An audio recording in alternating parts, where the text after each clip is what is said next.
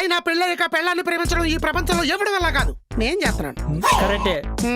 గుర్తించి గౌరవించడం పోయి ఎక్కిరించి ఏలం చేస్తుంది కుక్కర మూతల మొహం వేసుకుని. ఇదే విజిల్ ముక్కు. మా లాంటి ప్రేమికులు ఉండడం వల్లే ప్రకృతి ప్రపంచం ఇంకా ప్రశాంతంగా ఉన్నాయి. చీకటి పడితే చెద్దరు కప్పుకుని నిద్రపోతారు మీరు.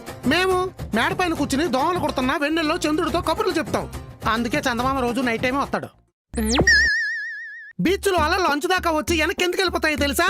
ప్రేమికులు పేర్లు రాసుకుంటారు కాబట్టి, అలలు వాళ్ళతో ఆడుకుంటాయి కాబట్టి. వాళ్ళు అలా పేర్లు రాయకపోతే నీళ్ళని ఊళ్ళోకి వచ్చేసి ఇళ్ళని మునిగిపోయేవి. చెట్లను చూస్తే పుల్లలు చేసి పొయ్యిలో పెట్టేస్తారు మీరు.